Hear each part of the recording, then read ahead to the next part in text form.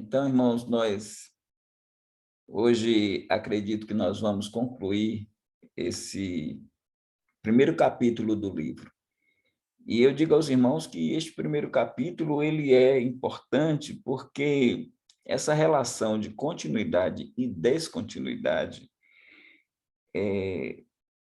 no que diz respeito aos testamentos, né, ao Antigo Testamento e ao Novo Testamento, ela é fundamental para todo o livro, porque ela perpassa todo o livro e nos dá uma compreensão melhor dos sistemas, mas eu quero dizer que essa questão de continuidade e descontinuidade, foi até uma indagação do irmão Almir, ela vem desde as dispensações também. Quando nós pensamos lá no início, a dispensação primeira, né, a dispensação da inocência, e ela dar lugar, depois da queda, à dispensação da consciência, numa visão do dispensacionalismo clássico, nós temos lá a continuidade e descontinuidade também funcionando, né? De uma dispensação para outra, nós pensarmos assim, que a partir da queda houve mudanças na administração de Deus em relação ao homem, e chegando no governo humano, por exemplo, antes no Éden e também na consciência, nós temos o homem comendo frutas, né? Um homem vegetariano. E aí há uma ruptura e há uma continuidade que ele segue comendo frutas, mas depois, a partir do governo humano, ele permitido comer carne de animais, carne de animais. E a mudança também em relação ao tempo, nós temos Deus regando as plantas e árvores com uma brisa, na época antes do dilúvio, e quando nós chegamos no período de Noé, no governo humano, nós já temos as chuvas fazendo parte do contexto climático da Terra, e nós temos inverno e verão. Então, isso também traz uma relação de descontinuidade, porque antes não era chuva, depois passou a ser chuva. Então, essa questão de continuidade, como sistema, a gente começa a ver isso no século XVII, mas isso acompanha a Bíblia toda, desde o princípio que nós verificamos isto. Então, já vimos até aqui, agora, numa dimensão maior, essa relação continuidade e descontinuidade entre os testamentos. E nós já vimos que, em relação à salvação, é continuidade, ou seja, a salvação é pela graça. Em todas as dispensações, em todas as ordens, a dispensação da lei, a dispensação da graça, a dispensação do reino no futuro, no milênio também, a salvação será pela graça. Então, nós temos essa continuidade. Ela é pela graça e ela é mediante a fé.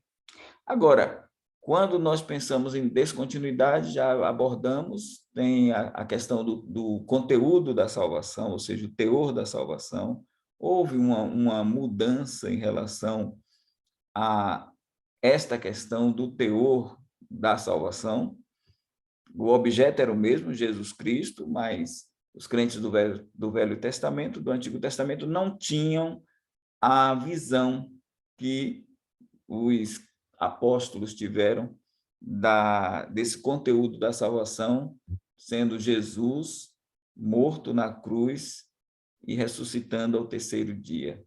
Essa visão fica mais nítida para o crente neotestamentário. E aí vimos também a questão da expressão da salvação, a expressão do salvo, ou seja, o culto do salvo no Antigo Testamento, ele era norteado por sacrifícios de animais, oferendas também de ofertas para cultuar a Deus, de bolos, conforme determinação levítica, né? E aí agora, no Novo Testamento, o apóstolo Paulo diz que é um sacrifício vivo, santo e agradável a Deus. É um culto racional. Então, o culto dos crentes no Novo Testamento é diferente do culto dos crentes do Antigo Testamento. Então, há uma descontinuidade. E aí nós vemos também a ação do Espírito Santo no Antigo Testamento, a ação do Espírito Santo na era da igreja, diferenciadas, nós vamos ver isso lá na frente, e também na tribulação e durante o milênio, a ação do Espírito de Deus. E a expectativa do salvo, também é um pouco diferenciada, porque os crentes do Velho Testamento olhavam para o futuro, o Redentor que viria, conforme expressa Jó, eu sei que o meu Redentor vive, então há uma expectativa futura, e para nós a gente olha para o passado, para o que Cristo fez na cruz. Isso é uma revisão do que nós, irmão Elias, já fizemos, para o pastor Rafael até já ver o que nós trabalhamos neste capítulo. Agora, no ponto 3, a lei e os testamentos, aí nós já vamos trazer a questão da lei, né? Alguns dividem a lei como lei moral, lei cerimonial, a lei civil. Então, divide a lei assim. Eu vejo a lei como uma coisa só, é a lei de Moisés, ponto. A lei de Moisés. E a gente pode ver isso até na apresentação do Senhor Jesus Cristo, no capítulo 2 de Lucas, e lá fala daquela apresentação ao 8º dia, ele foi apresentado no templo, e diz lá, conforme a lei de Moisés. Aí vem um outro versículo e diz, a lei do Senhor, o outro diz, a lei do Senhor também. Então, usando termos intercambiáveis, lei do Senhor, lei de Moisés. Então, o Faber, que é filho do Charles Faber, que eles são dispensacionalistas revisados, né? O pai dele é um dos mentores, ao lado do John Walvoord, do Alva McLean e do John Dwight Pentecost e do Charles Hyre, né? Como dispensacionalistas revisados. E ele diz, as leis civis e cerimoniais e as instituições do Antigo Testamento são sombras. Isso nós vemos em Hebreus 10:1, né? A lei como sombra. E Cristo trazendo a imagem exata das coisas. Mas a gente não pode olhar para o Antigo Testamento e achar que tudo lá foi removido, né? Então, essas leis civis e cerimoniais e as instituições do Antigo Testamento são sombras e são explicitamente removidas no Novo Testamento. É uma afirmação que nós concordamos. Mas as promessas incondicionais não são sombras.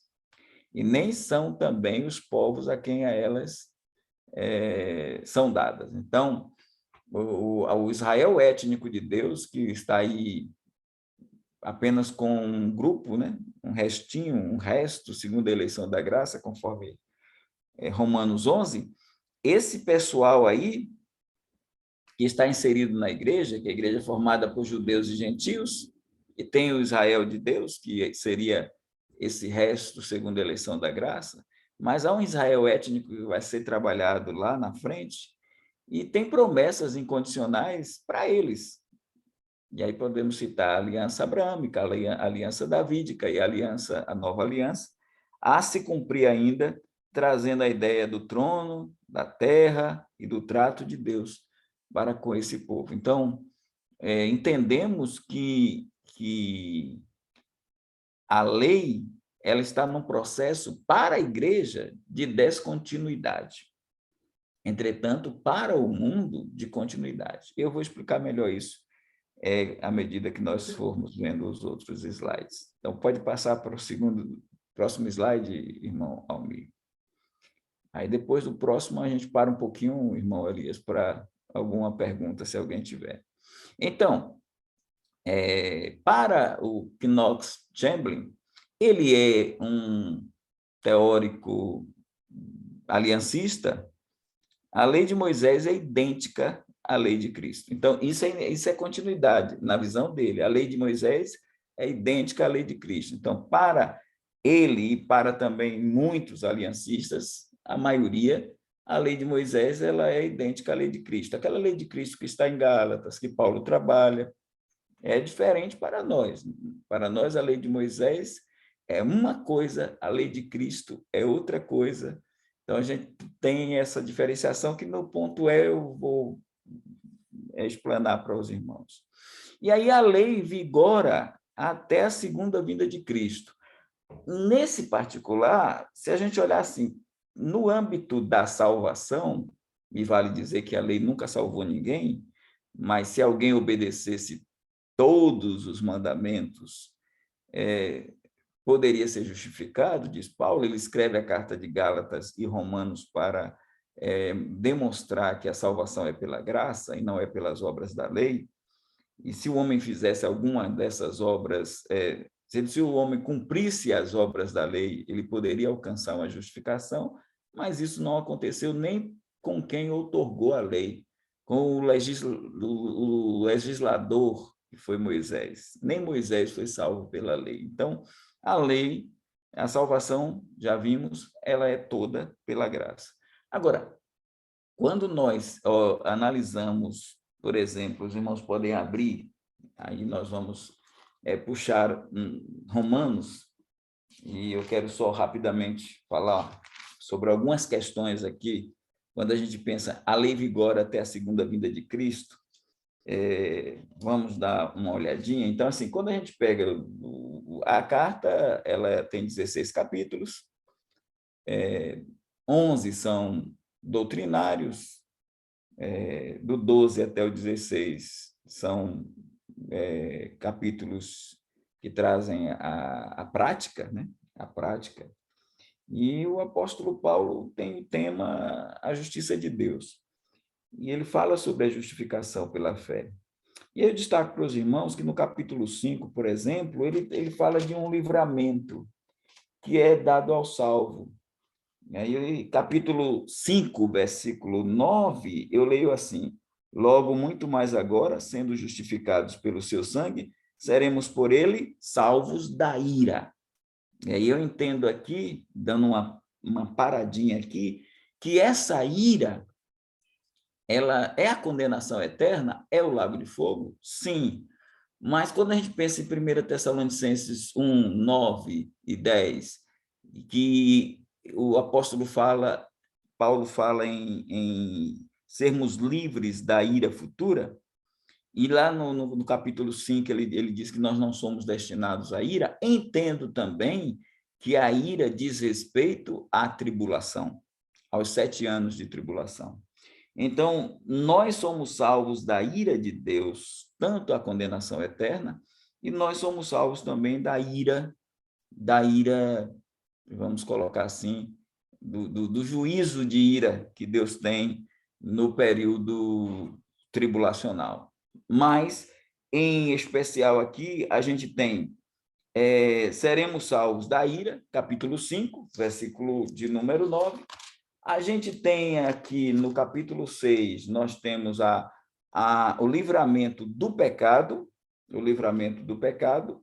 Aí nós podemos ler no capítulo 6,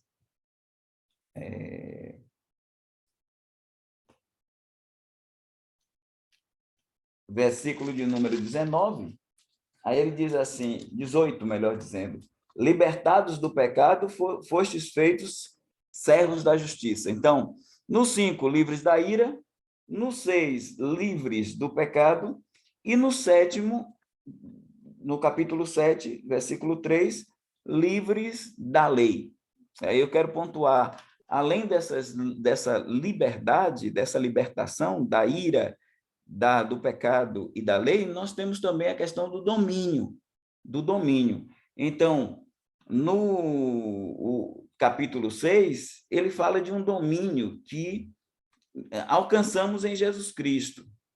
Então, no capítulo 6, versículo de número 14, ele diz que o pecado não terá domínio sobre vós, porque não estáis debaixo da lei, mas debaixo da graça. Então, aqui nós estamos livres do domínio do pecado.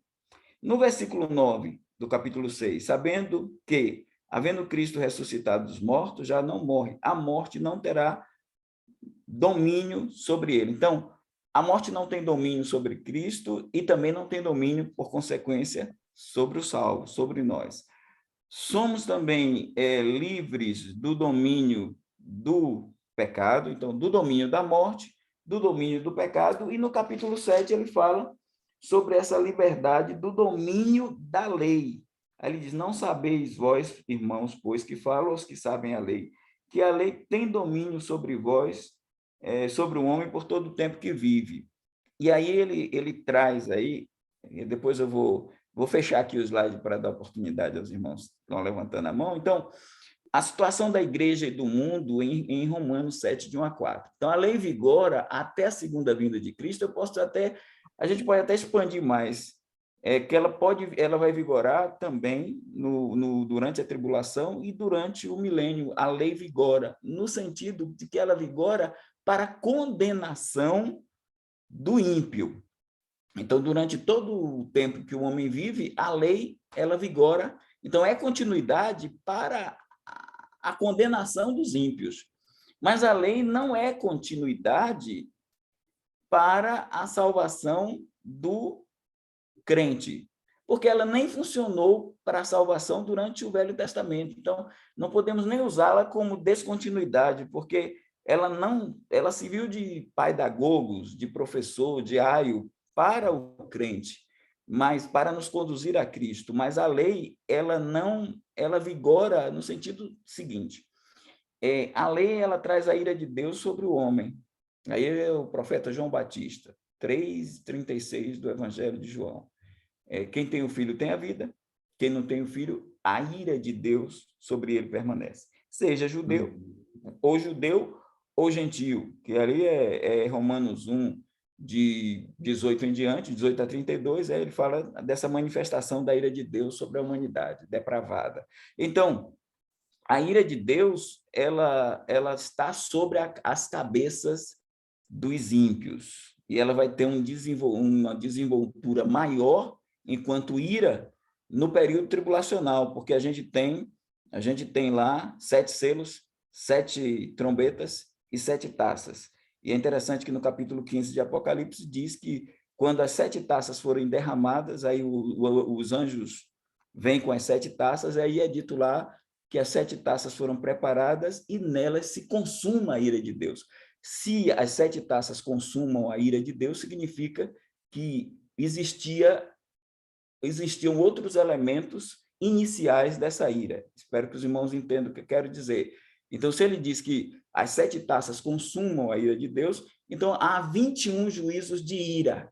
7 selos, dentro do 7º selo tem 7 trombetas, no toque da 7ª trombeta vem as 7 taças, e quando a última taça for colocada, a ira de Deus, do período ira, aí nós não estamos falando do lago de fogo, estamos falando do período em que a ira de Deus seria derramada sobre a terra. Então, a lei, ela não tem efeito sobre o salvo no aspecto soteriológico. Ela não tem esse efeito no salvo, no aspecto soteriológico, mas ela tem um efeito condenatório no ímpio. Por isso que a gente diz que ela vigora até a segunda vinda de Cristo e vai se expandindo até o final, a consumação dos séculos, porque quem não crê em Cristo está sob a batuta da condenação da lei.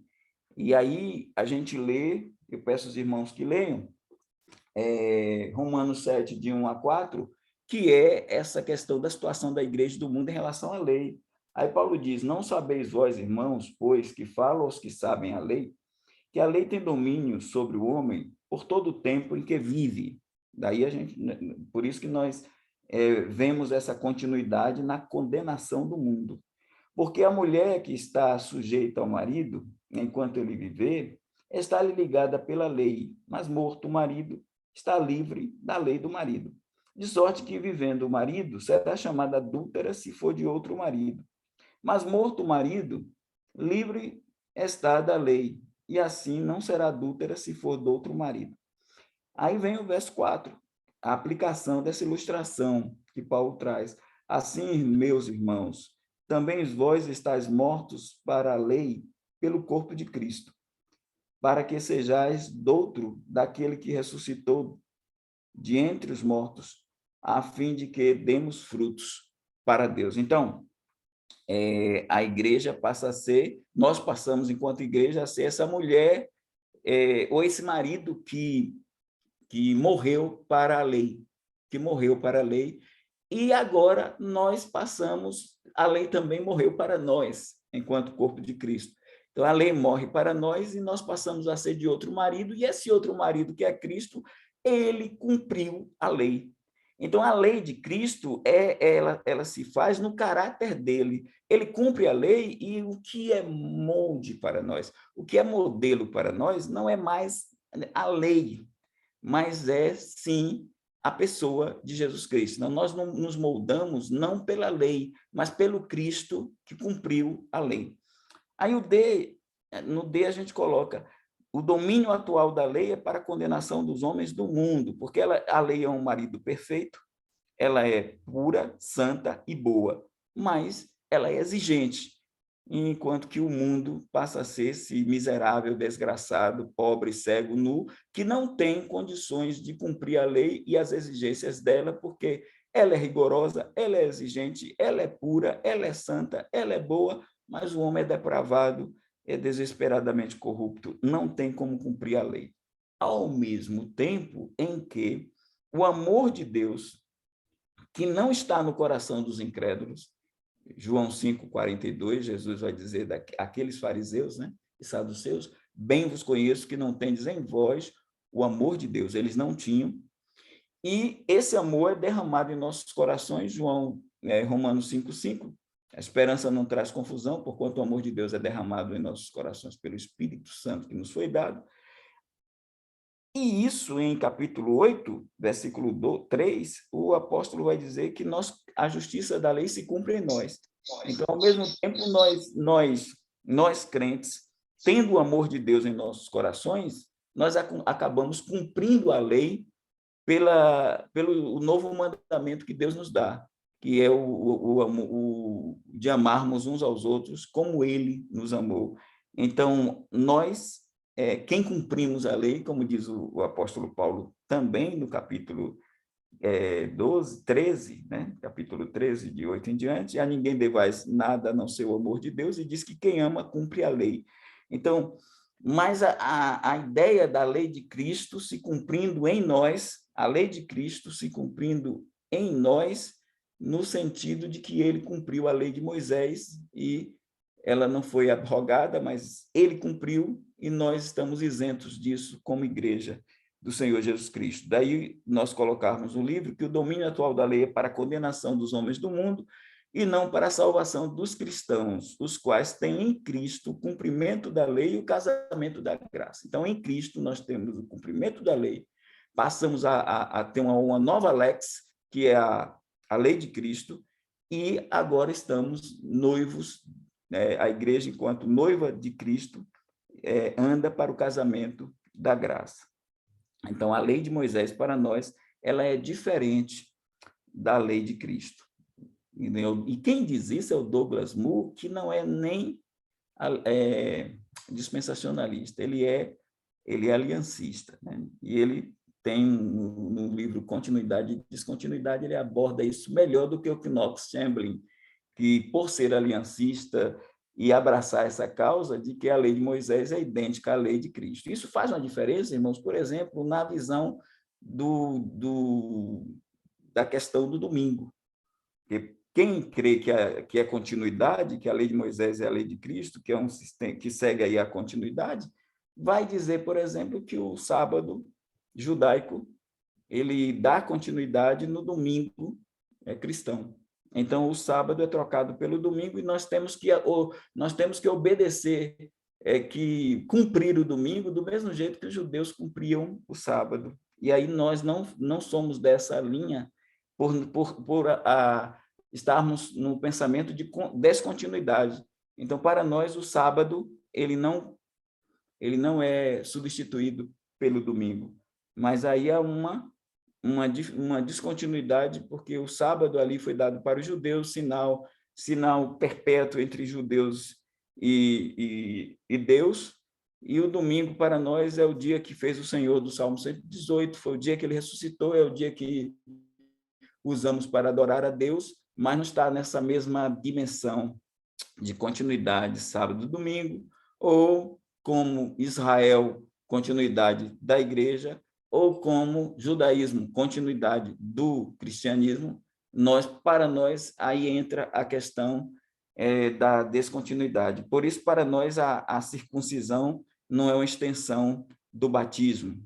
Então, nós não vemos circuncisão, por isso que dizemos que é importante essa questão escatológica, ela não toca na soteriologia, mas ela toca na eclesiologia e na escatologia. Por que ela toca na escatologia e na eclesiologia? Porque você tem essa questão, por exemplo, o reformado, ele batiza a criança, ele usa o pedobatismo, porque para eles o batismo é um sinal como a circuncisão, de extensão de continuidade. Para nós, o batismo faz parte da igreja e é profissão de fé, e é para quem crê. Por isso, somos batistas e batizamos pessoas com uma maturidade de poder crer e desenvolver essa crença. Então, para nós é quem crê, para eles não. Batiza a criança e depois faz a profissão de fé.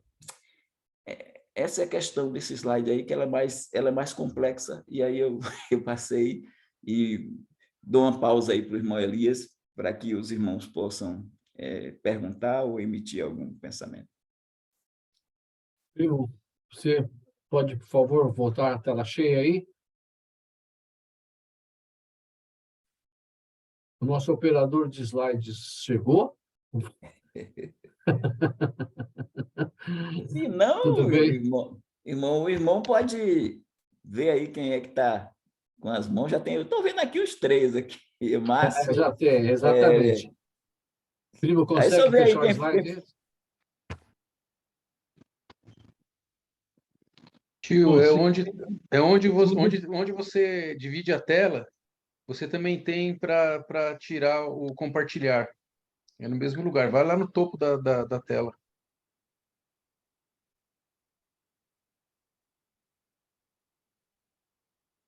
Tô procurando aqui. É no mesmo lugar que você compartilhou a tela.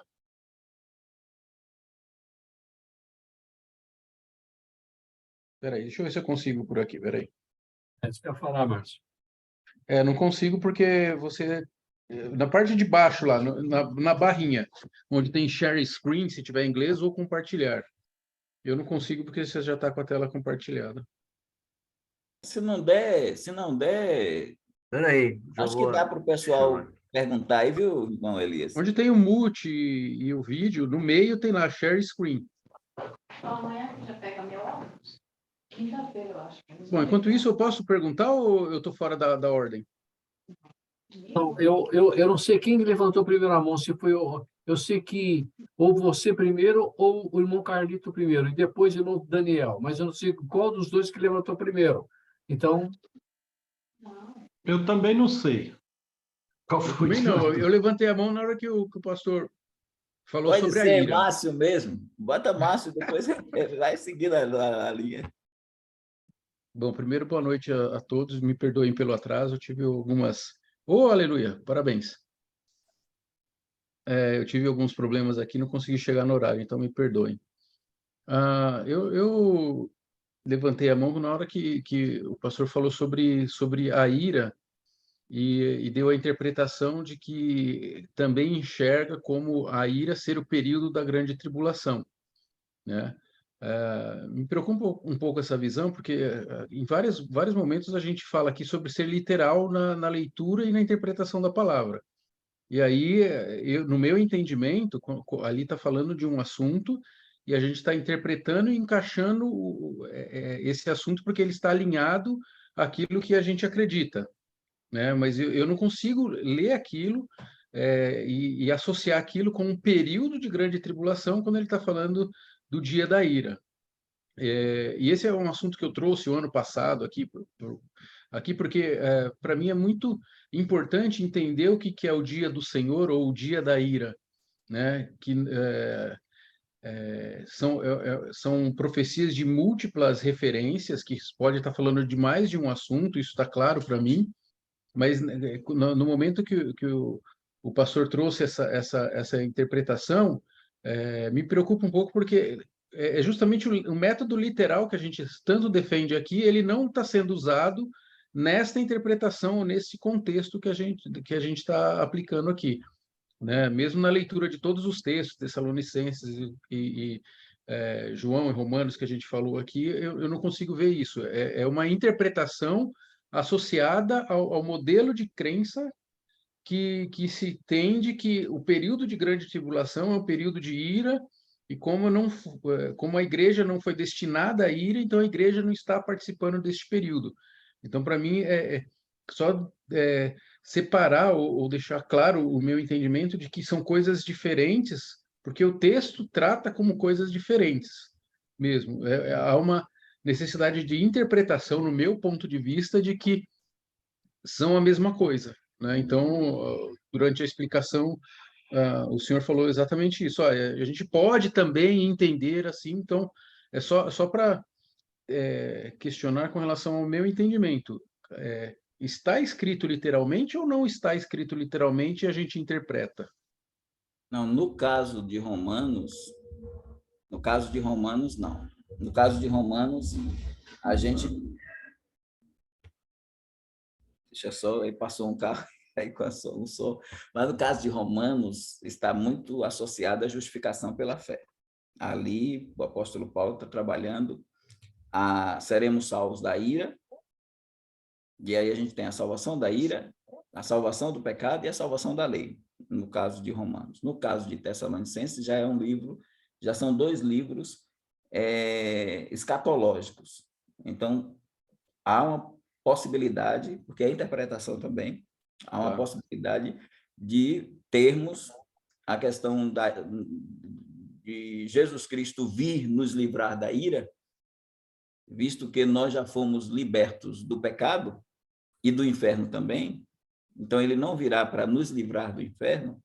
Então, a probabilidade muito grande de, quando ele se manifestar para vos livrar da ira futura, ter um nexo, uma conexão com uma coisa que já vemos em Apocalipse, que é o período tribulacional, que é apresentado dentro do contexto de Apocalipse, que traz a nós os 21 juízos da ira. Os 21 juízos da ira. Então, já há essa visão da ira de Deus derramada, porque tem a ira do diabo na tribulação, tem a ira do homem e tem a ira de Deus.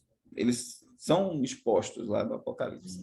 Mas no tocante a Romanos, tranquilo. A gente lá tem seremos salvos por ele da ira, no caso de Romanos, está muito concentrado na justificação pela fé.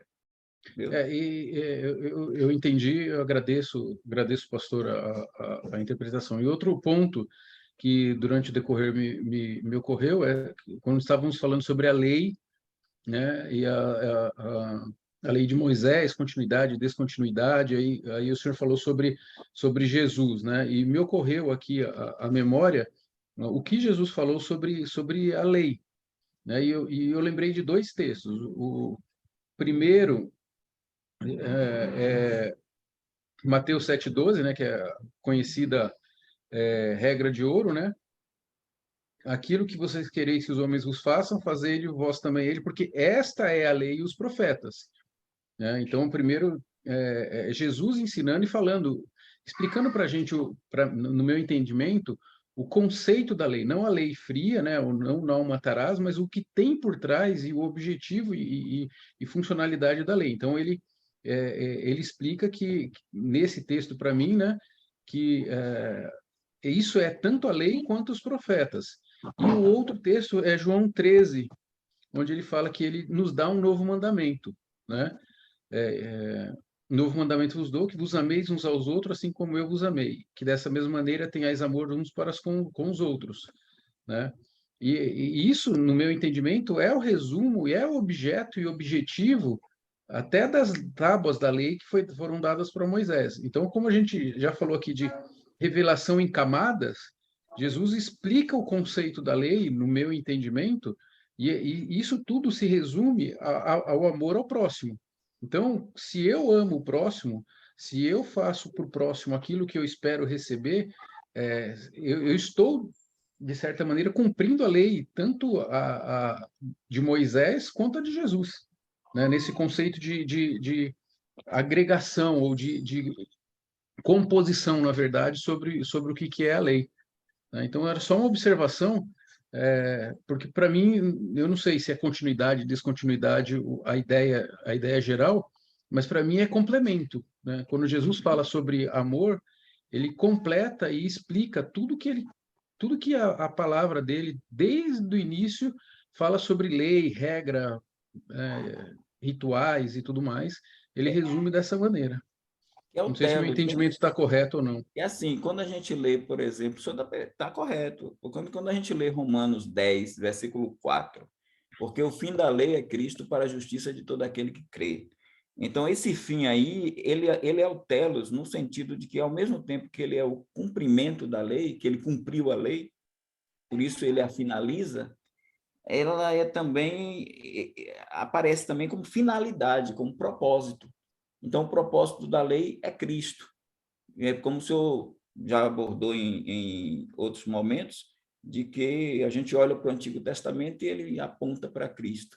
E quando ele vem, ele diz que nem um tio, nem um jota da lei vai ser retirado sem que tudo seja cumprido. E até ele diz que passará, vai passar...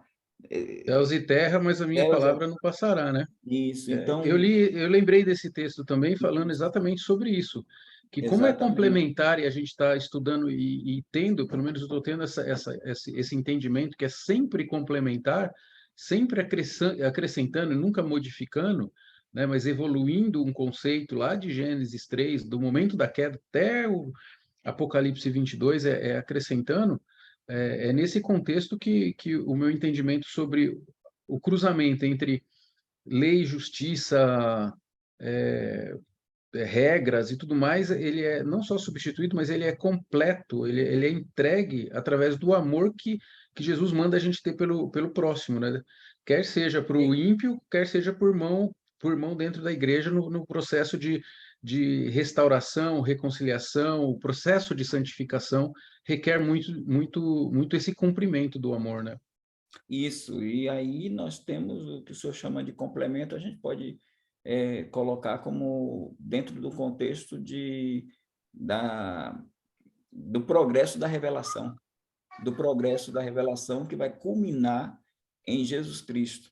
E a partir dele, ele somente consegue cumprir a lei e, ao mesmo tempo, essa lei ela pode vigorar no sentido da condenação do ímpio, porque eles estão debaixo dela, não no sentido de que a graça de Deus já veio, e, de certa forma, quando a graça vem, a lei, enquanto dispensação, enquanto ordem, ela sai. Mas a condenação do ímpio está debaixo, se os incrédulos que infringem a lei humana, vamos dizer assim, a que vem da Lex Romana, que, de certa forma, se inspirou na lei de Deus, né? E aí pode entrar talião, pode entrar aquelas questões do passado da lei, e aí o que nós verificamos é que, embora a justiça seja pálida e seja ofuscada pela corrupção humana, mas a gente ainda tem senso de justiça na Terra, nós ainda temos a justiça punindo pessoas, prendendo pessoas, atingindo determinados crimes, sejam eles dolosos, sejam eles culposos, mas existem normas, existem regras em países, no nosso país, é claro que a gente vê uma certa deficiência, mas nós percebemos o rigor da lei sendo aplicado, ou de forma injusta ou justa, a gente está com a sede e fome de justiça.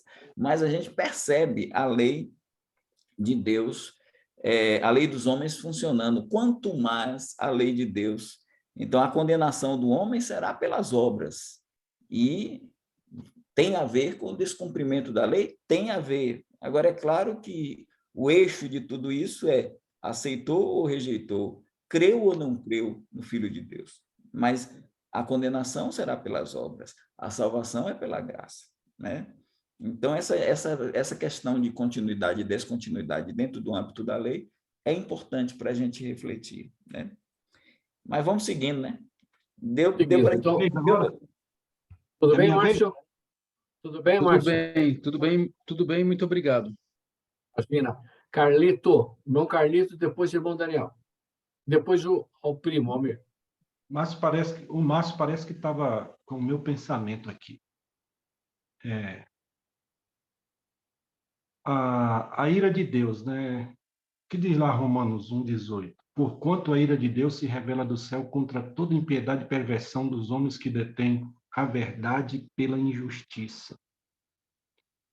Eu vejo que a ira de Deus não somente ela é para a grande tribulação, mas que a ira de Deus também atinge os ímpios no curso da vida e dos tempos nos quais eles vivem.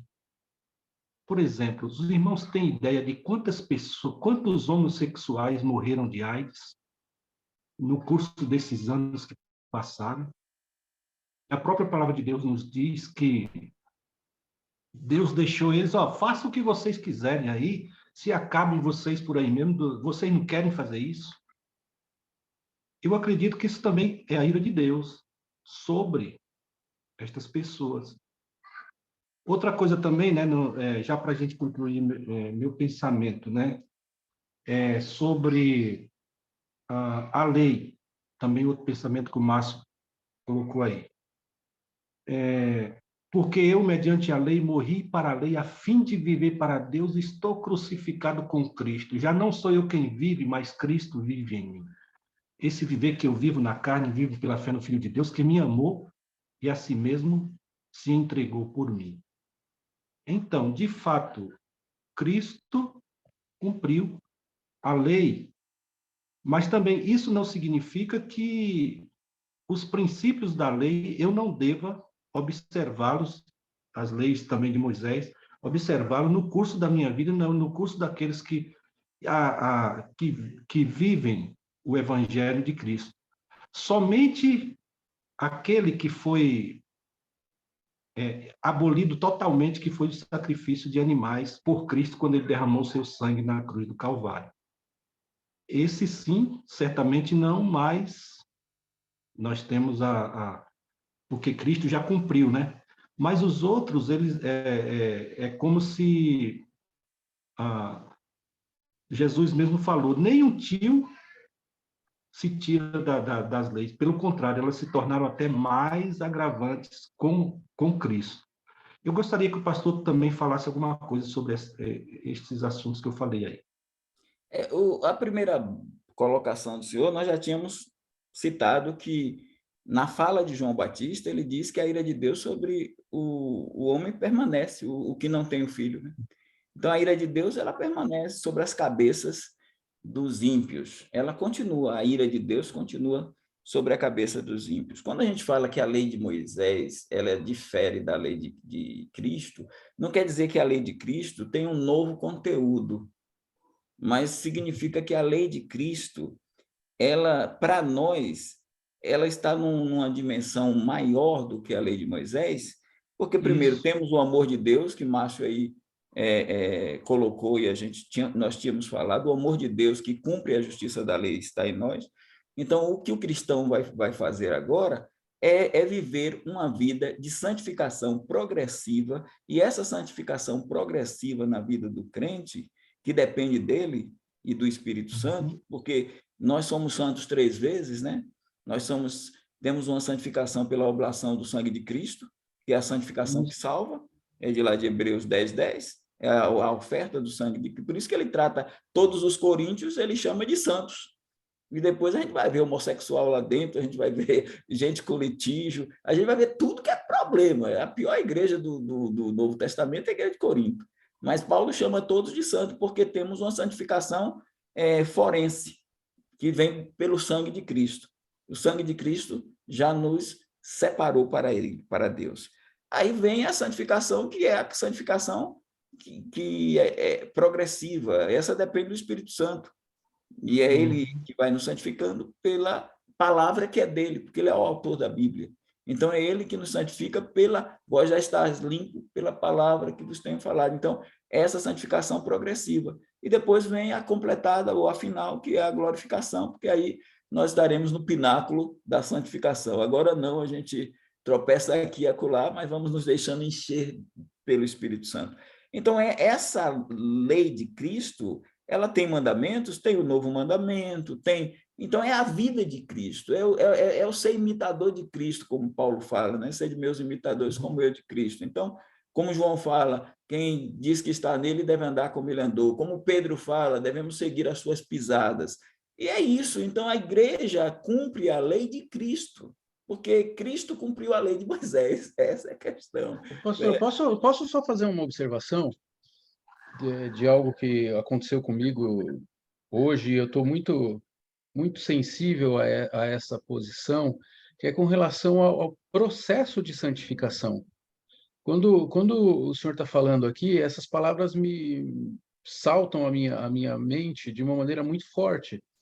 Nós, como pecadores e humanos, a gente ainda não teve nem o corpo e nada regenerado. Isso vai ser feito lá ao final, ou no arrebatamento, ou na ressurreição da segunda vinda. Até lá, a nossa humanidade, o pecado original permanece em nós, e Paulo fala sobre essa luta que ele enfrentava, ele se colocava como o pior dos pecadores, sendo um apóstolo santo e incrível, né? Para a gente se lembrar que há necessidade da gente encarar isso tudo que foi dito como um processo, como pecadores que somos, e termos consciência da necessidade de, não só respeitosa e humildemente, eu quero dizer, mas não só de encarar a justiça divina ou as leis de Deus, mas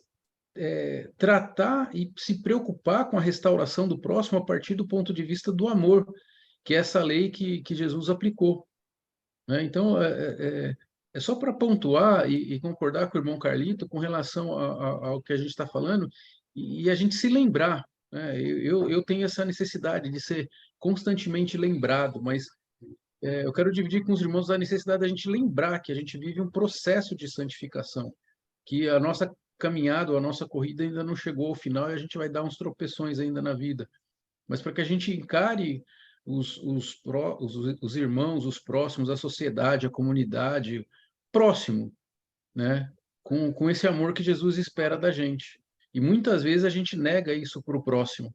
Então, só para trazer esse item à tona, porque não sei como é que é a crença de cada um, mas assim, Espírito Santo ou a minha memória tá pulsando a necessidade de falar sobre esse amor aí que me parece muitas vezes a gente esquece de viver.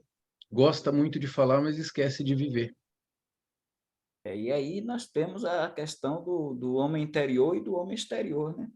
A do homem velho e do homem novo, que só o crente tem isso, né? Essas duas naturezas só o crente tem. Eu costumo dizer que a pessoa sem Deus, ela não, a gente nem pode chamar de homem velho. A gente dizer que ele é o pecador, o caído.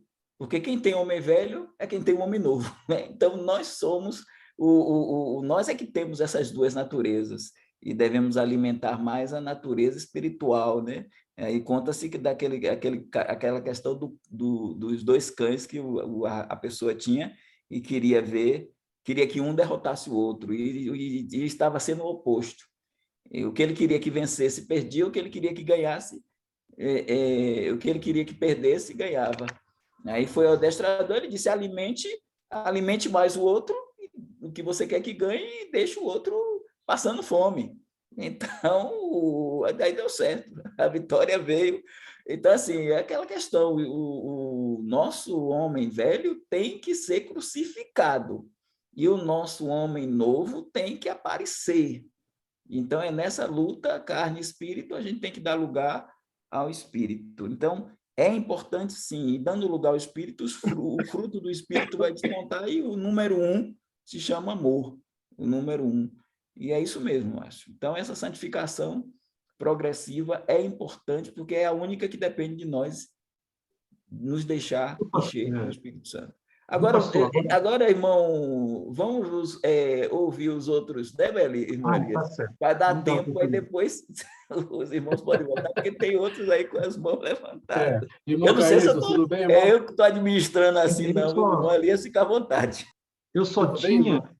tinha só uma colocação para fazer, porque a nossa santificação é progressiva, mas ela pode ser interrompida a partir do momento que a gente deixa de cumprir algumas tarefas que precisam ser feitas para que a gente se mantenha sempre firme.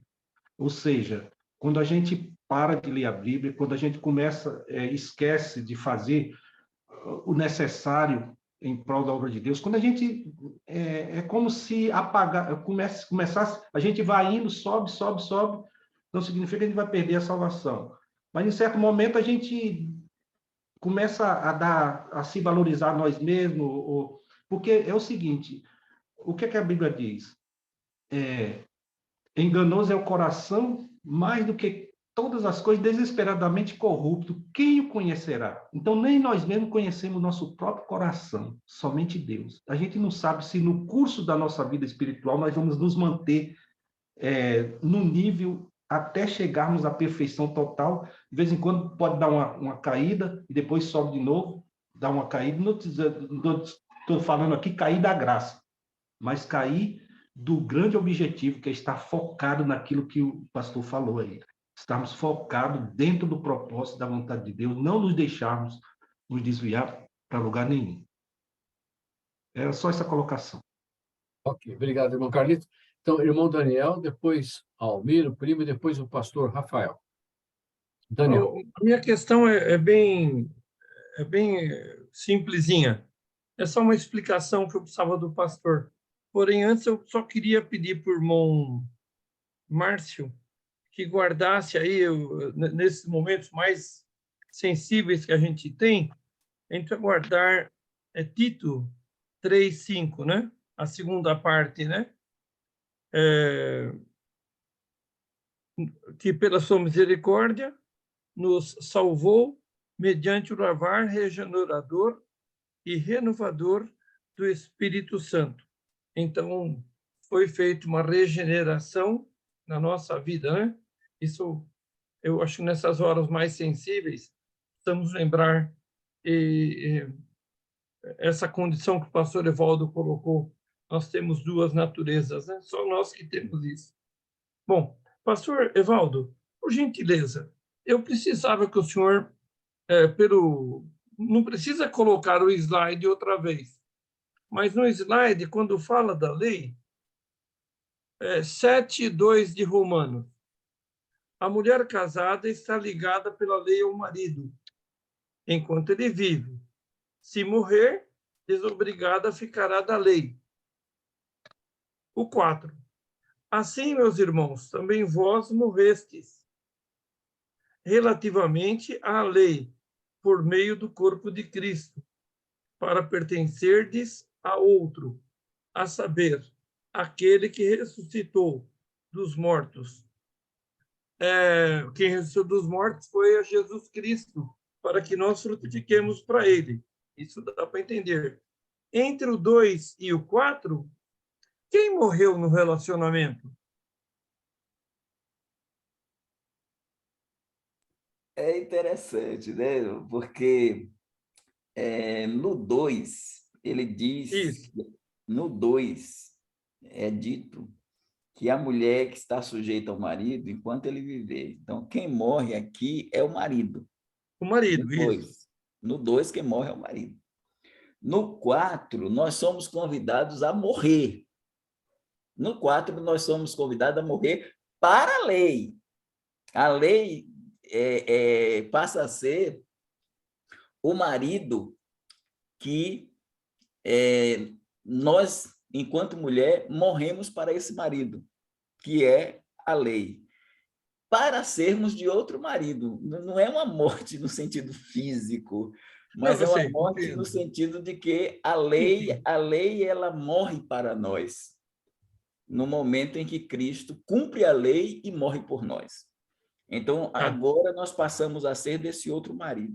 Eu acho interessante o que o irmão tocou, até em relação ao que o senhor falou de Márcio, do que Márcio pontuou, da sensibilidade e tudo. Eu fico pensando em pastor Rafael, em Hebreus 12, 14, né? Que ele diz, seguir a paz com todos e a santificação, sem a qual ninguém verá o Senhor. Então, amém. essa santificação seria a santificação que salva, e já há uma interpretação bem interessante que diz que o ninguém ali não é a pessoa, o ninguém aí é quem está do lado de fora, é quem ainda não aceitou a Cristo. Então, é a minha santificação, é Cristo vivendo em mim que vai fazer com que aquele outro, o ninguém, veja o Senhor na minha vida. Então, sem a santificação, ninguém verá o Senhor, no sentido de que nós é que somos os pequenos cristos. Nós que somos os pequenos cristos, que a igreja de Antioquia lá colocou lá o nome, né? Cristãos, os pequenos cristos. Então, se nós não formos os pequenos cristos, como é que o mundo vai ver Cristo, vai ver o Senhor? Então, seguir a paz com todos e a santificação, sem a qual ninguém verá o Senhor em nós, na nossa vida. Está entendendo? Eu achei interessante essa interpretação, e que nos chama a atenção para isso, né? De que é necessário a santificação, ela é um elemento evangelizador, é um elemento missionário, a progressiva, porque o mau testemunho é É um terrível, exemplo, né? é um exemplo. Pastor, irmão Almir, depois o pastor Rafael, né? Exatamente, exatamente. Tá certo. Eu quero voltar na questão da ira, porque eu me lembro que o pastor, em sua exposição, falou um pouquinho sobre as fases da ira de Deus, né? E, consequentemente, ao ler lá o texto de João, quando ele diz que a ira de Deus sobre ele permanece, né? É uma ira, obviamente, da condenação. E como o sobrinho, né, fez a indagação da dúvida Só, sobre só irmão, aonde... só Sim, abrindo um parênteses, é, para a gente inserir aí, ira da condenação, ela precisa da vigência da lei no condenar. A ira da condenação precisa dessa vigência da lei sobre o pecador sim, para o condenar. sim. Por isso, continuidade, né?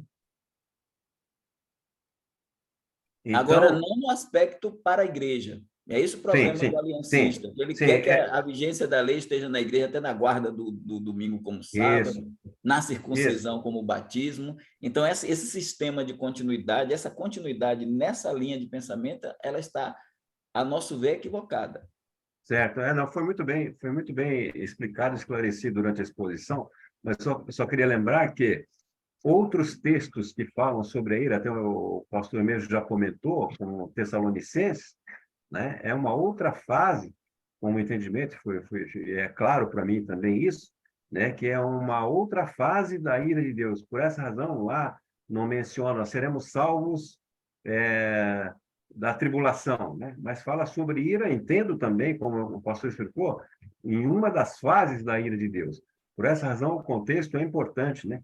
E que o irmão explanou muito bem sobre o contexto de Tessalonicenses, sobre o que ele está falando naquele momento e o que João está falando ali também naquele momento sobre a questão da ira, né? Então, o próprio contexto nos leva a ter uma definição de que ira que ele está se referindo ali. Então, ficou assim muito claro, e já houve até outros comentários, mas era só para também dar uma contribuição nesse sentido, mas foi muito bem já esclarecido aí pelo pastor. Não sei se o sobrinho, né, o Márcio, ele entende dessa forma. No entanto, o momento do texto que identifica, pelo menos para mim, e pelo irmão que colocou, a respeito de que fase da ira de Deus que está se referindo ali. É isso. Pastor Rafael, né? Ok. Então, pastor Rafael, por favor.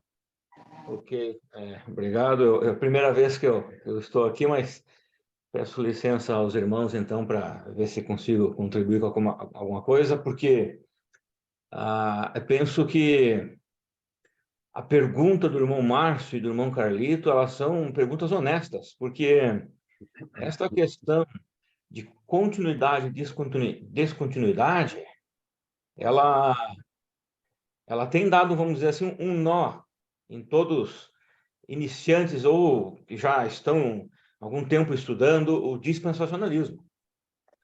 Porque você pensa assim, mas existem leis da lei mosaica que a gente precisa cumprir na lei de Cristo. E é verdade. Eu creio na ruptura da lei mosaica com a lei de Cristo. Mas tive muita dificuldade em entender essa continuidade e descontinuidade. Tenho ainda alguns pequenos detalhes, mas o que me ajudou foi, por exemplo, existe uma lei eterna de Deus. O amor que o irmão Márcio citou, ele não faz parte, ele não é exclusivo da lei mosaica. E também não é exclusivo da lei de Cristo ou da lei da graça. Ele é uma lei eterna. Então, sempre faz parte de Deus, do próprio Deus. Agora, quando Deus, então, ele inicia Israel e dá a lei mosaica para o povo de Israel, exclusivamente, a lei do amor, que era eterna, que já fazia parte antes, vai fazer parte da lei mosaica também. Só que, quando Deus ele inicia Israel, dando a lei mosaica, ele dá uma outra lei que não era eterna, por exemplo, a guarda do sábado. Então, quando acaba ali, não vou dizer acabar, porque conforme o livro de Ezequiel, percebemos que Deus volta a trabalhar com Israel, principalmente no milênio, voltando até o templo, né, de Ezequiel e voltando os sacrifícios, ou seja, voltando a lei mosaica. Mas, quando ele acaba agora de trabalhar com Israel e começa a trabalhar com a igreja, a lei mosaica, há uma ruptura da lei mosaica para a lei de Cristo. Ou seja, nessa ruptura, a lei do sábado não é mais válida para a igreja. Mas a lei do amor, que é eterna, que foi inserida na lei mosaica, ela continua. Mesmo com a ruptura, ela continua. Então, eu estou citando somente a lei do amor, né, como um exemplo, mas existem outras questões.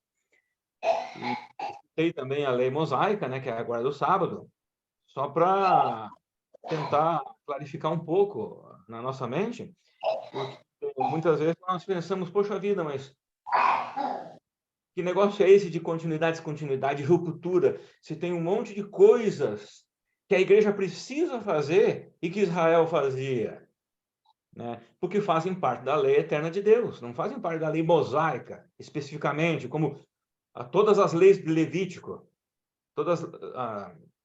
praticamente quase todas as leis de Levítico, né? Você pega Paulo mesmo, quando ele escreve a carta de Gálatas, que é uma das primeiras cartas, ele escreve para judeus convertidos, e ele combate isso. Ele combate com muita veemência toda essa questão. Mas ele nunca combate que os gálatas não deveriam cumprir a lei de Cristo, ou seja, a lei do amor e outras leis embutidas aí. Então, não sei se os irmãos entenderam a minha explicação, não sei se eu atrapalhei mais, eu consegui ajudar, mas eu Pastor consegui... Rafael, Oi, alô? Pastor Rafael, já que o senhor me citou, posso fazer uma pergunta ou uma colocação? Eu estou lendo um livro, né, os irmãos aqui, os outros que já têm mais tempo, sabem como eu sou insistente, chato, e estou pesquisando mesmo bastante. Eu estou lendo um livro chamado Os Outros, da Bíblia. Eu não sei quantos daqui já leram ou conhecem, mas para mim ele é a prova de que Deus não trabalhou só em Israel ou só com a igreja. Deus trabalhou com a humanidade desde Adão. Então, a lei de Hammurabi, que muitos aqui já ouviram falar, é constatado, ou pelo menos é estudado, que ela é mais antiga do que a lei de Moisés. E muitas das leis de Moisés estão no Código de Hammurabi, que era o povo originário ou anterior ao povo de Israel.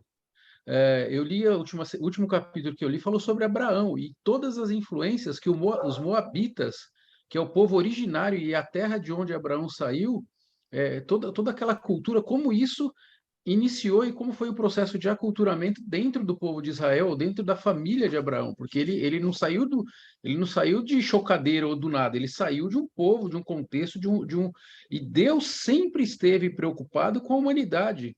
O problema a ser resolvido na humanidade é pecado desde Adão, e serviu para judeu, para gentil, para a época de hoje e para a época do passado, né? Então, só para fazer essa observação de que eu entendo o que o irmão está colocando, né, com relação à lei, né?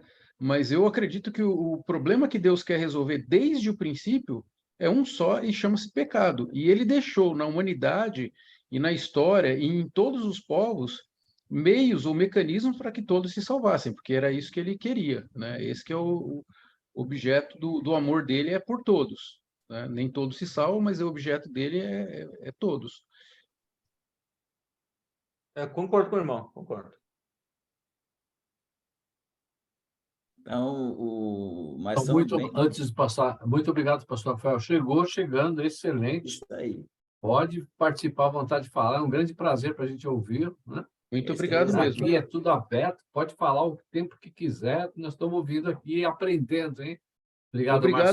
Obrigado do mais polêmico do grupo, desculpa. Olha, todas as colocações feitas aí, com certeza, elas acrescentaram muito.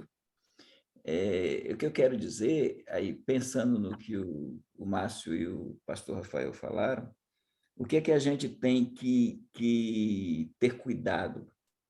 Que, assim, a igreja é um povo-nação, é nação eleita, mas não é um povo... Márcio até colocou isso e eu vou trazer aqui em outros momentos.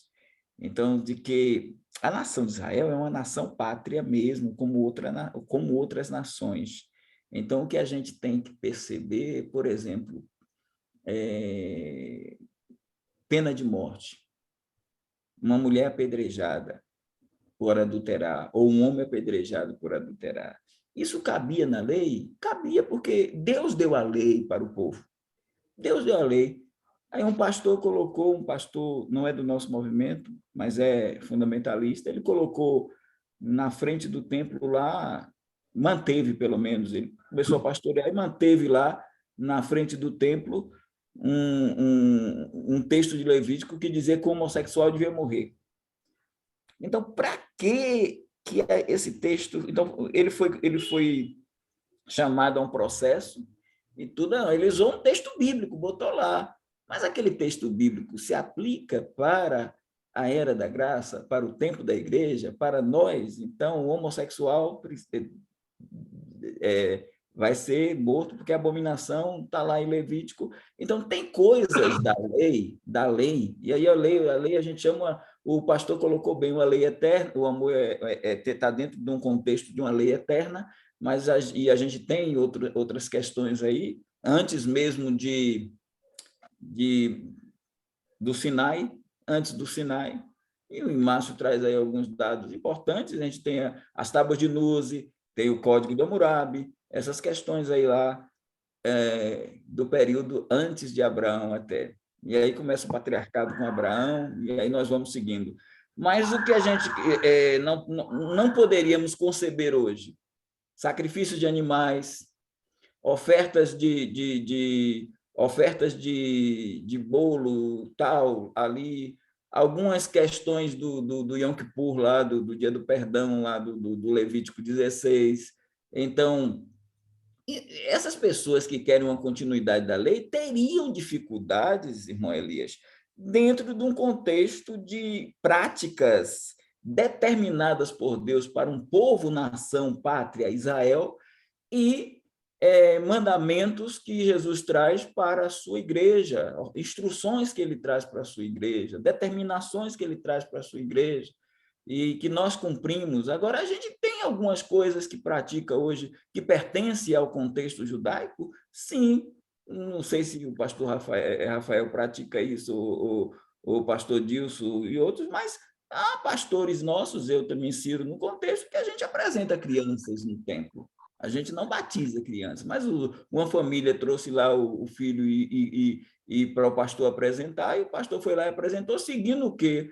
Um rito judaico, embora que isso não afeta, está entendendo? Então, a gente traz algumas coisas como continuidade de apresentar, porque as crianças vinham a Jesus, eles não impeçaram de vir a mim, e vinham para ele abençoar, e a gente acaba seguindo com Simeão, que pegou Jesus no colo e apresentou, e o pastor Rafael vai lá e apresenta uma criança, filho de uma família da igreja, e por aí vai. Está entendendo como é a questão? Então, a gente tem que ter um certo cuidado para ver essa vigência. Então, assim, certas festas e práticas, a gente tem a ceia do Senhor, que é tirada de onde? Da Páscoa. A Páscoa é uma festa judaica, exclusivamente judaica, mas a gente vem lá e pega o pão e o vinho, porque Jesus tirou, e vem o quê? Vem uma continuidade aí dentro de uma festa para a igreja. Então, esse sistema continuidade e descontinuidade perpassa toda a Bíblia. E por isso a gente entrou no primeiro capítulo nesses dois polos, e vamos até o final dos 14 capítulos nesses dois polos, porque volta e meia vocês vão ouvir. Se vocês nunca ouviram e passaram a ouvir aqui nesse grupo do Escatom, vão continuar ouvindo continuidade, descontinuidade, continuidade, descontinuidade. E aí, pastor Dilson? É verdade, é verdade. Eu nunca ouvi, eu que me achava grande entendedor, isso eu não entendo nada, nunca tinha ouvido falar. Nem no seminário eu ouvi falar e nunca tinha ouvido falar. Muito bom. Pastor Dilson... Sem contar a circuncisão, né, que faltou aí na lista, né, pastor? Sim, circuncisão, que a gente não pratica, né? Mas que o reformado vai pegar na onda de continuidade e vai dizer, é batismo. E a gente diz, não é batismo, porque circuncisão era praticada só no macho, e o batismo a gente pratica no macho e na fêmea. Então, segue uma ideia de continuidade, né? Pastor Dilson. Ok. Deixa eu ver se eu lembro até o que eu queria falar. Então, é interessante, tudo isso é maravilhoso, né? Mas nós, como, pelo menos o pouquinho que eu entendo, eu sou bem definitivo no que é igreja e o que é Israel. Então, para mim, isso está muito definido ali em Atos 2, quando tem o início da igreja. Então, eu entendo, ao meu ver, que ali houve a ruptura da lei mosaica. A lei, Deus está tratando tão somente com a igreja nesse momento aí. Por quê? Quando nós, Márcio falou aí, está estudando esse livro, os outros, as escrituras, ela é o manual para o povo de Deus, como Deus é ser revelado ao mundo, justamente para combater todas as outras informações, que é válidas, tem coisas boas, nunca li esse livro aí que ele falou, mas o que nós podemos ver é que Abraão ele saiu de um povo totalmente ímpio, um dos povos mais perversos lá na época, né? Totalmente idólatra. E Abraão foi o primeiro homem, segundo Gálatas, que ouviu do Evangelho. Então, primeiro veio o Evangelho, não a lei. As boas novas foi entregue a Abraão pela fé. Não é? Quando ele disse que todas as famílias da terra seriam benditas em teu nome. Então, Gálatas disse que ali foi anunciado o Evangelho. E, às vezes, a gente se esquece disso e enfatiza tanto a lei, mas a lei ela foi, ao meu ver, né? Então, tem aí o pastor Evaldo, o pastor Rafael e outros tantos aí, que são mestres nessas áreas. Então, o que eu vejo é que a lei ela foi dada especificamente, justamente para combater todos os outros manuais que haviam, de leis morais para mostrar a lei divina, real, perfeita. E eu entendo também que Cristo aboliu não a lei moral de Deus, mas as leis cerimoniais. Todas as leis cerimoniais foram abolidas, foram completas em Cristo. A lei moral, ela continua. Então, todo homem, mesmo Adão, depois que pecou, continuou dentro do seu coração o que é certo, o que é errado. O desejo de adorar, o desejo de conhecer o Deus verdadeiro, vamos dizer assim, né? Então, Romanos 2 fala sobre isto, que quando o homem faz aquilo, ou o ímpio faz aquilo que é certo, então ali é a lei que está dentro do seu coração. Mas quando o judeu que tem a lei não faz o que é certo, ele está pecando, então ele está vivendo sem lei. Então, entendo desta forma que aí entra o que o pastor Evaldo falou, né? Então, tem coisas que continuam e coisas que não continuam. Então, o que eu entendo sobre a lei, Cristo aboliu totalmente, completamente, todas as leis cerimoniais do Velho Testamento. Nós não usamos, pelo menos eu não uso nenhuma dessas práticas aí que havia no templo, né? Apresentação de criança, sim. Mas matar, eu estou até com as galinhas aqui para matar e eu estou com a dó danada, não tenho coragem, não. Então, eu não prestava mesmo para ser um sacerdote lá, para sangrar o bicho, as coisas assim, né?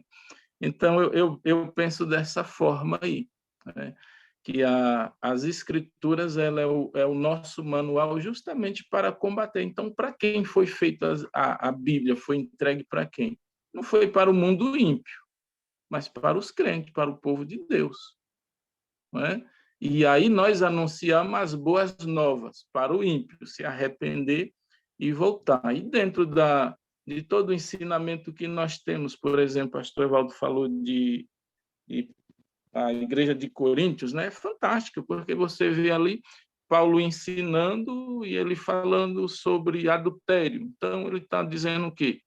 Que ali, naquela cidade, havia pessoas que viviam no adultério que foram convertidas, a idolatria, a imoralidade. Ele diz, então, não apresente mais o vosso corpo, né?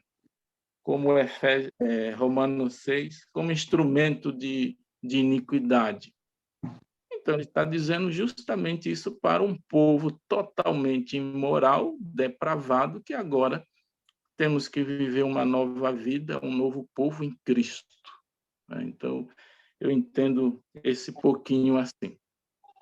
Obrigado. Ok, obrigado, pastor. Nós vamos encerrar, nós já passamos aí alguns minutinhos. Às vezes é difícil encerrar, porque o assunto está ali, e aí, né? Então, a gente vai alguns minutos a mais, mas agradecer a todos os irmãos aí pela participação. Obrigado, pastor Evaldo. Mais uma vez, nossa reunião, nós sempre achamos uma bênção, graças a Deus, aprendemos muita coisa, né? Então é carne mesmo. É tutano, né, pastor Evaldo? É tutano. Não é leite, posso fazer não. uma pergunta aqui para o pastor Evaldo, meu irmão? Para ele responder a semana que vem? Não, é só porque nós vamos ter um congresso da Ambreb de Mulheres aqui na nossa igreja, na igreja mãe aqui, a Igreja Batista Regular do Cia. Se ele vai aparecer por aqui esse final de semana. Ou só as mulheres de lá que vão vir. É que eu estou, Então, eu estou no aniversário da igreja pregando e batizando no final de semana. Aí não vai dar para aparecer, não, viu, irmão? Tá bom. Queria bom, sentar pastor um pouco e conversar, mas a gente vai ter oportunidade mais para frente. Tá ótimo. Muito obrigado a todos, pastor Evaldo, especialmente muito obrigado. Pastor Rafael, Muito mais bom, uma vez, seja pastor. bem-vindo Só dizer uma em coisa, nosso viu? meio, pastor. Quem foi que Só falou? uma coisa, irmão Elias, é só dizer assim que foi muito, muito, muito bom. E as colocações de todos aí foram boas. E é como o senhor falou, eu pensei que ia terminar hoje, ainda faltaram alguns slides, mas não tem problema não, a gente segue. Então, mas é que a gente fala, a gente não tem pressa, o assunto tem que ser dissecado, né? Todas as dúvidas, não importa quantas vezes, ninguém tem pressa, né? Essa palavra terminar, acho que não deve existir aqui no nosso Se não grupo. terminar aqui, a gente termina onde? Termina onde? Na glória, né? Ia Você já terminar acha que... o primeiro capítulo ainda. Muito bom. Vamos orar, então, e encerrar. Eu coloquei lá o pedido do pastor Lorival, né? Acho que é isso, né, pastor Lorival? Pedir para a oração, acho que é a sua, né, pastor? Por gentileza.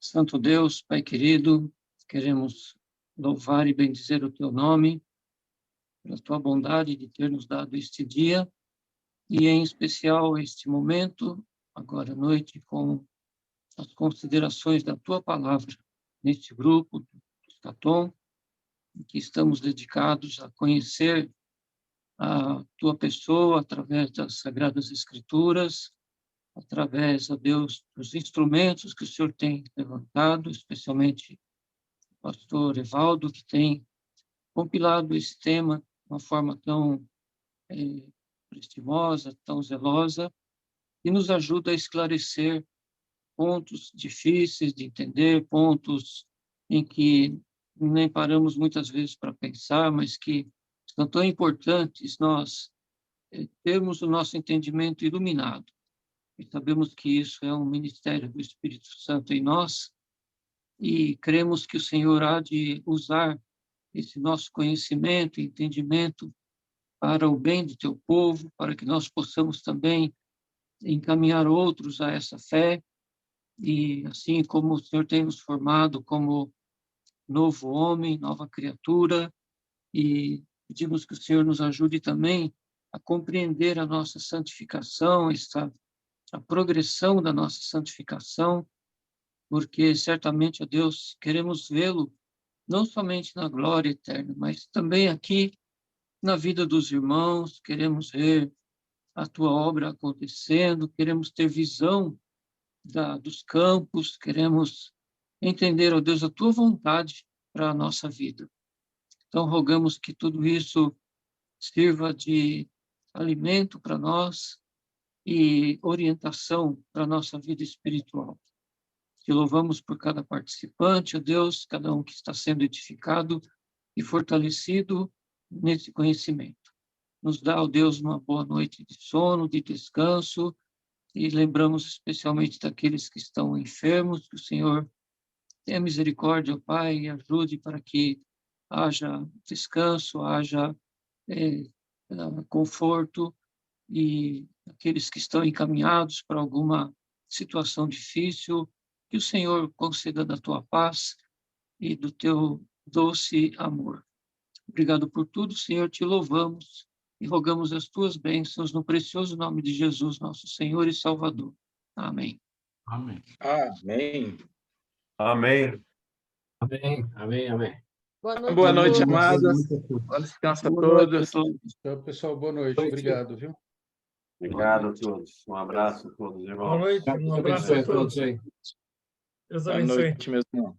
Boa noite. Obrigado do escrito aqui no livro, pastor. A dedicatória, muito agradecido. Uma bênção. Irmão Elias, irmão Mita aí ainda? Eu estou aqui, pastor. Pode falar. Eu queria falar só com o senhor no final. Tá bom? Aqui no final, enquanto os outros vão, eu queria falar só com o irmão Elias. É rapidinho. Tá bom. Boa noite, amados. Boa noite, então. Boa noite, irmão Carlito. Boa noite, irmão boa noite. Edson.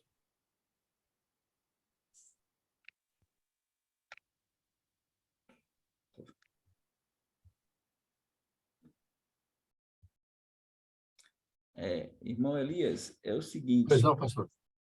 Eu estava olhando o slide e o que temos foi discutido. Então, assim, eu botei o slide no grupo. Então, o meu pensamento é que a gente poderia já entrar no capítulo 2, que são as abordagens hermenêuticas, que é um capítulo também muito difícil, mas é muito importante para que nós possamos definir qual seria a nossa visão hermenêutica, e ajuda bastante na questão da interpretação dos textos, para o que nós vamos trabalhar a partir do capítulo 3. Então, essas abordagens hermenêuticas seriam, assim, o coração da coisa. Quer dizer, o âmago é a continuidade e a descontinuidade, e o coração é esse capítulo. Então, o que temos aí, o senhor pode até olhar depois, mas o que temos, o que foi discutido, as contribuições aí do pastor Rafael e dos outros, já deu para fechar, porque o que a gente queria é que houvesse essa compreensão, e parece que chegou a compreensão de que a lei ela não está no sistema de continuidade para a igreja, ela está no sistema de continuidade para o mundo perdido, em termos de que ela vai ser o algoz condenatório. Isso ficou claro, né, no que foi discutido hoje. Então, dá para a gente já entrar no capítulo 2, que são as abordagens, são 6 abordagens, e das 6 a gente fica com uma que está muito, muito melhor para o entendimento, mas essas abordagens seria bem interessante a gente se debruçar sobre ela. Então, eu queria ver se, com o seu consentimento, a gente vai para o capítulo 2. Claro, pastor, claro, você manda. Imagina que meu consentimento, Então, quem sou eu? Não, vamos para esse capítulo 2 aí, vamos para... Então, o senhor já coloca no grupo, porque o senhor é que é o líder do grupo. Então, o senhor coloca lá que os irmãos podem usar os slides e olhar o todo, tem uma parte de conclusão, mas que a conclusão é uma... A gente diz assim, que a introdução é a afirmação do que a gente vai desenvolver e a conclusão é a reafirmação do que a gente desenvolveu. Então, já finaliza aí, e aí, a partir de terça-feira, a gente já entra no 2, viu?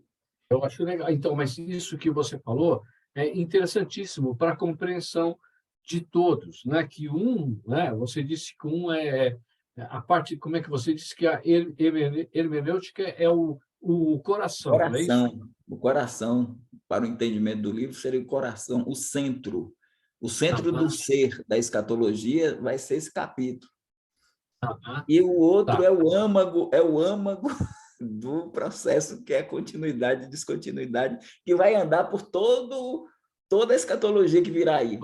Perfeito. Agora, depois desse capítulo 2 que a gente vai começar a entrar nos textos. Perfeito. A partir do 3, que a gente vai entrar nos textos. Eu vejo que a gente não está entrando muito no texto, não. A gente pega aqui, acolá, alguém fez uma pergunta, a gente vai ali e tal, na Bíblia, mas a gente não está entrando bem no texto. A gente começa no capítulo 3, que a gente vai falar, vai trabalhar muito um tema que também anda por todos os capítulos, que é o tema Reino de Deus.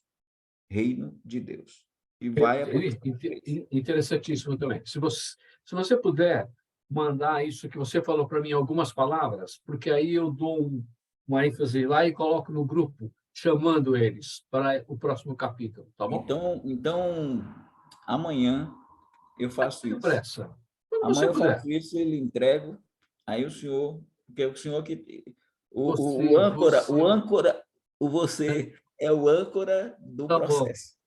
É o âncora. Então, fica aí para fazer essa organização, de onde eu digo, eu vou consultá-lo para poder verificar, porque eu estava olhando aqui, o que faltou não vai fazer falta, e se alguém tiver alguma dúvida ou não participou, tem a live, tem o canal, e tem também o slide na mão, que já está lá, e foi colocado agora. Né? Perfeito. Então, tá bom, é isso.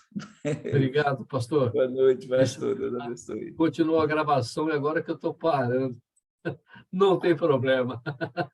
A conversa não tem problema porque nenhum. Também o que a gente discutiu aqui foi... É o assunto que está lá. Então, até o que a gente comentou aqui já vai servir para quem assistir a live. Vai servir para entender, né? Tá bom.